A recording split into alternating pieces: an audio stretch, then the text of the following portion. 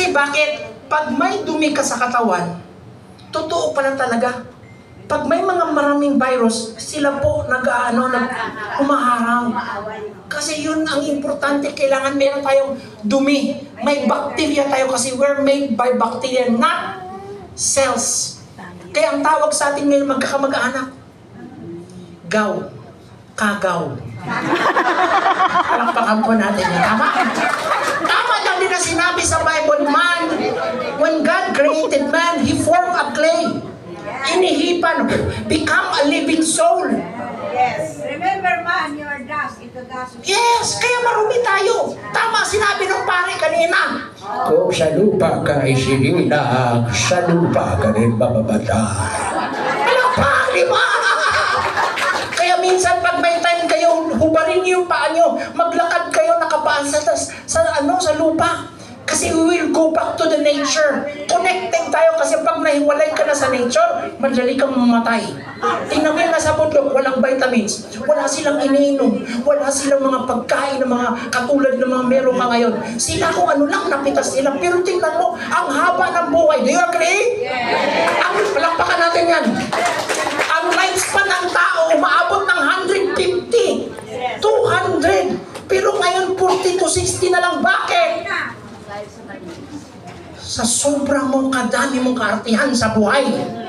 Noong unang panahon, simple lang. Wala naman tayong mga makeup noong unang panahon. Wala tayong shampoo. Diba sa probinsya, ang mga dalaga, ang nilalagay sa ulo, yung niyog.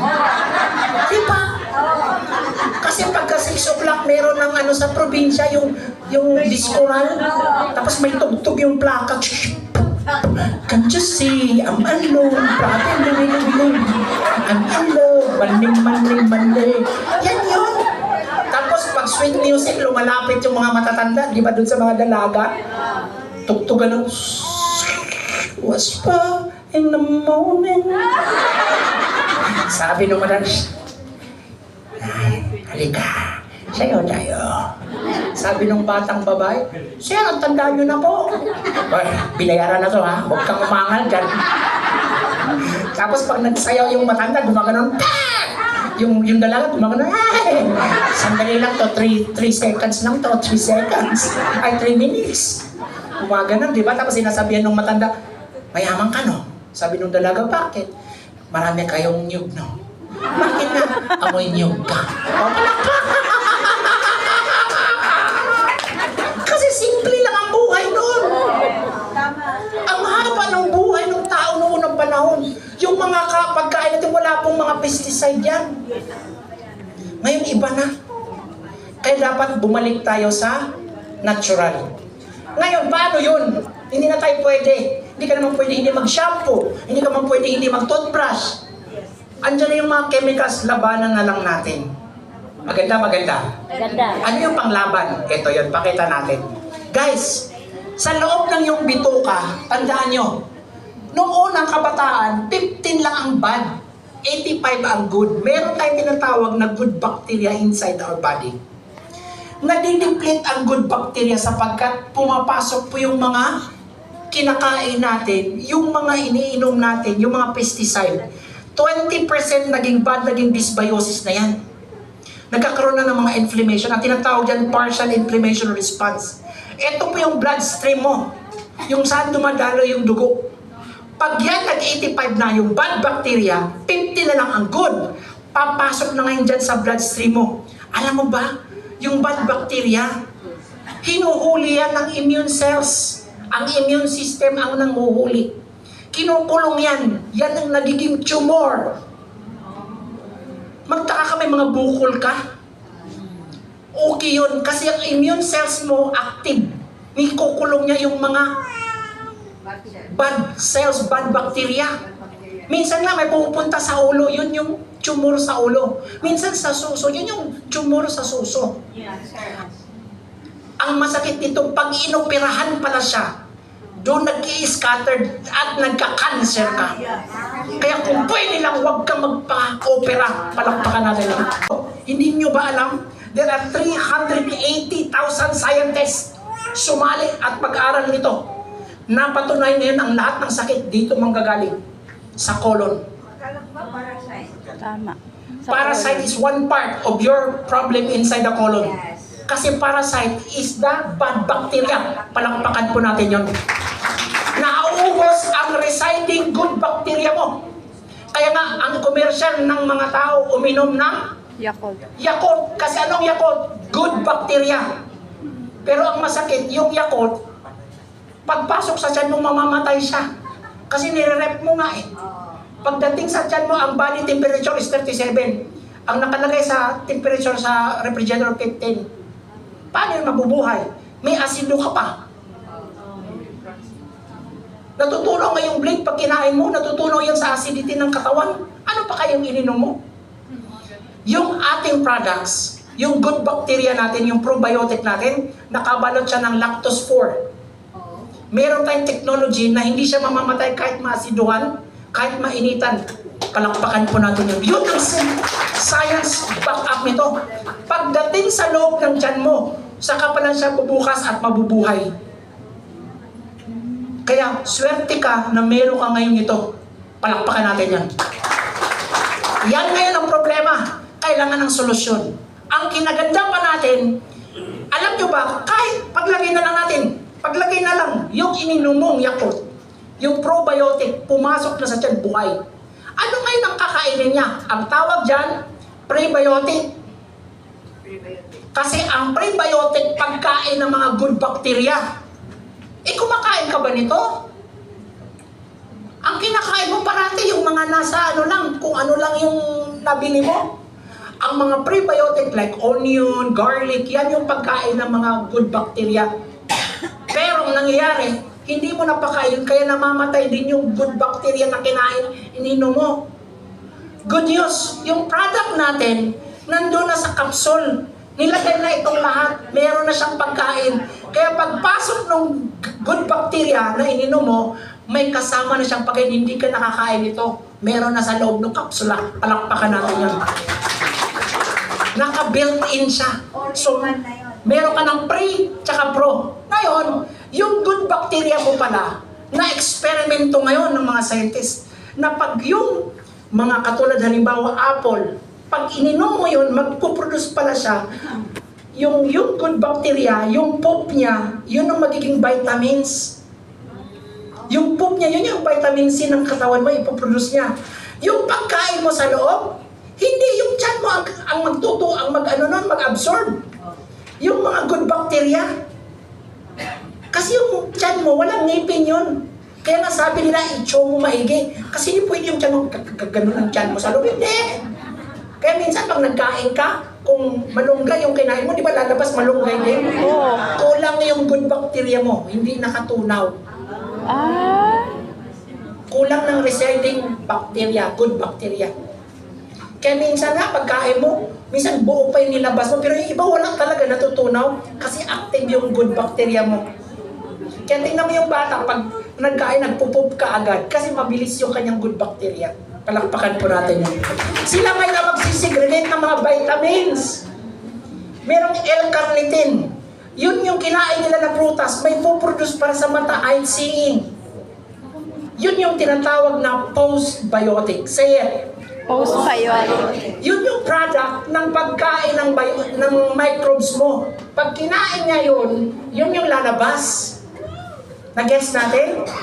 Pero kinaganda sa products natin, kahit wala pa yung yung good bacteria mo, ma'am, meron na tayong nilagay na postbiotic agad. Sinamahan na yung products niya. Ano yung mga products na meron tayo? Ito, meron na siyang microelement para pampabata sa cells. So, ibig sabihin, pag inom mo nito, i-repair niya yung cells mo, yung damaging cells. Tapos, pabatain niya pa. Kaya grabe, ang unang mapansin mo yung balat. Mag-lighten ka talaga. Hindi mo mapapansin sa sarili mo. Yung kapitbahay mo magsabi talaga sa'yo, "Ay, nagbata ka lagi, Mare." Nagbata ka talaga. Palakpakan natin yun, diba? Diba ako? 69 na ako. Ha? 52 ako, palakpakan po natin. Diba talagang grabe? Bakit ba? Meron tayong CM-glucan, L-tryptophan, it's good for the brain. Uy, Alam mo yung maganda. L-tryptophan, ang sarap ng tulog mo nito. Mahimbing, wala ka talagang panaginip. Sobra pa, yung mga insomnia, yung mga hindi makatulog, masarap mo itong inumin. Makatulog ka kanina, hindi mo na kailangan ng sleeping pills. Ito pa lang siya, meron kang L-tryptophan. And pagising mo sa umaga, it gives you happy hormones. Ito yung iniinom sa mga anxiety, yung mga nag-prostrate, yung magpapakamatay. Alam mo, karamihan nasisiraan ng ulo because my gut problem. Di ba pag sinabi, bakit siya nasiraan ng ulo? Kasi walang kain. Hindi po yung walang kain, talagang doon nagpa-problem. Ito po yun, sa mga bata ngayon, grabe, mga 14 years old, may mga suicidal notes na, 11 years old. Ito, sa autism, yung anak ko is level 3, autism disorder, na hindi natutulog sa gabi. Sa umaga natutulog, tapos nagwa-wild. Nung pinainom namin ito, nag-calm down siya. Palakpakan po natin. Wow. Kaya na. Ito, dadalhin mo mga drugs dati, lilinisin niya yung ngayon. Sobra talaga. Antioxidant. Ang kinaganda niyan, ang side effect niya, mag-glow yung skin mo. Palakpakan natin yun. Klaro? Okay. So, eto lahat. Pakita ko sa inyo ha, para matapos. Lahat ng mga pre-propose na binibenta ngayon sa market, that's 2,800. Meron siya sa Watson, mahal masyado. Yung pre-propose ha, yung iba nga pre-pro lang, walang post. Yung NAD pa lang, 3,500 NAD. Ini-inject yung NAD. Meron ngayon NAD. May iba nga dyan, tag 1 million. Yung pure talaga, yung buo, isang buwan kang injeksyonan, kaya 1 million. Yan, per tusok lang yan ha. Lota tayo na yan, marami sa market, 2,000. Yung magnesium, bakit? Tingnan mo ha, sa market yan, grabe ang taas ng margin nila. Pero sa atin, eto, mabili mo lang instead of 14,800, mabibili mo lang siya ng 4,500. Palakpakan po natin. Hindi po 12,000. 4,000 lang. Bakit? Kasi nga sabi namin, hindi to para sa amin, panahon na po na tayo po'y bumangon. Para po to sa katauhan na gusto, pwede bang magbago ang buhay mo. Maganda. Palakpakan na natin. Sir, kami mga mahirap, hindi namin din kaya yan. Diba? Tingnan mo ha, pag na-hospital ka, at mahirap ka, pagdating mo sa hospital, sasabihan ka ng doktor, magpa-check up ka muna sa laboratory. Hindi pa check up ka. Yung laboratory pa lang, Dok, pwede bang libre na lang yung laboratory? Hindi po pwede yun. Mahal. Kaya mangungutang ka, tama? Pagdating mo sa doktor, check upin ka niya. Nagbayad ka na ng 3,000 sa laboratory. Wala pa yung gamot mo. Check up pa lang ng laboratory. Pagbasa ng doktor, ito pala. Kailangan mo itong bilhin. Bumili ka sa gamutan. Tag 1,000, 1,500, 2,000. Pharmacy, pwede bang batawad? Hindi po pwede yun. Kaya mangungutang ka ulit para makabili, para maagapan. Agapan lang. Tapos sumatotal, bumalik ka sa doktor, Dok, hindi nag-effect. Sabi ng doktor, hindi na siya pwede sa'yo. Medyo matapang talaga itong bakterya na to. Palitan natin. Pinalitan! Gumastos ka na! Hindi pa naubos na. Hindi pa naubos yung binili mo. Bibili ka na naman. Ito, 15 years of research and development. And now, it happens already. Bakit ito matagal na ilabas? Kasi pinipigilan ng mga pharmaceutical industry. Kasi bakit? Ay, wala na. Pag gumaling ka, wala na silang kita. Yeah. Klaro. Reality, real talk. Paano pa ba ako? Ito pa lang, okay na pala ako. O, di ba? Bibilin dapat ito ng isang malaking dambuhalang pharmaceutical industry. Pero hindi bininta nung nag-invento. Bakit? Para makatulong sa atin. Palakpakan po natin. Yun, grabe. Sobra. Alam mo ba magkano yan? Guys, lahat ng ingredients nandyan, ibibigay sa'yo. Yan o. Lahat ng ingredients, may collagen, NAD, vitamin C, glutathione, alpha-lipoic acid, pre-proposed biotic. 14,500 dapat, pero magkano? 600 lang, palakpakan natin yun. Kung di ka doon, ito ka muna. Grabe, sobrang ganda. Lalagyan mo lang siya ng tubig, si-shake mo. Pag inom-inom ka lang ng mga Energy food. 5 ml, 10 ml, tapos itago mo lang, inom ka ulit. Hanggang good or very, very good? So susunod may darating pa, palakpakan natin yan. Yan pa muna. Guys, sabihin ko man sa inyo, maniwala ka sa hindi, ito ngayon ang pinakaganda. Oh, di ba? Wala na. All packages, the difference. So hanggang sa legacy, kailangan mo yung ipangarap. Darating ang araw pag nasa legacy ka na, may maiiwan ka sa pamilya mo. Maniwala ka sa hindi. Tingnan mo to Meron ka na niyang check match bonus, left and right, kasi ito pag kumita ng 40. Meron. Reality check, lahat, nurse, doktor, architect, engineer, lahat yan. Tayo'y, ma'am, ang hirap ng buhay, marami tayong sakripisyo para mabuo, mabigyan ng tama ang pamilya. Pero may pagkakataon na hindi natin sasadyain, kinukuha tayo ni Lord. Tama? Yung anak mo, kung doktor ako, yung anak ko ba maging doktor ka agad? Hindi Siya ba kagad ang papalit doon sa clinic? Hindi So yung clinic ko wala, sarado na, wala na akong income. Kung engineer ako, yung anak ko kagad na 5 years old, pwede ba maging engineer kagad? Hindi. At higit sa lahat, kahit yung anak ko, kaya ba yung sundan ng yapak ko? Minsan may mga anak ayaw mag-engineer. Kasi nakikita nila sa tatay lang, pagod-pagod yan tayo. Ayaw ko magsukat-sukat dun sa mga building na yan. Ito po all-in-one. So bubuo tayo ng convergence generation. Ano po itong convergence generation? Ito po yung pagsasama ng mga may edad at ng mga kabataan. 18 years old, nakatapos ng pag-aaral o undergraduate, lalo na yung mga kabataan ngayon, bubuo tayo ng different generation at family tree. Ito po simple lang Katulad nito, may gathering. Sabi nga ni Sir, uupo ka lang, kakain ka lang, wala nang gagawin. So ano yung the best? Mag-invite lang. Ang trabaho lang natin mag-invite, mag-endorse, maging model ng produkto. Walang artista dito, kami pa lang. At kayo pa lang. Walang artista. Hindi natin ka ng artista. Ikaw ang magiging artista. Ikaw ang magiging walking billboard ng company. Ikaw ang bubuo ng testimony mo. Paano ba yan? Hindi natin kailangan kumuha ng testimony o mag-ilalagay sa billboard. Hindi. Tayo ang ilalagay ng kumpanya sa billboard. Okay po ba yun? Okay yun?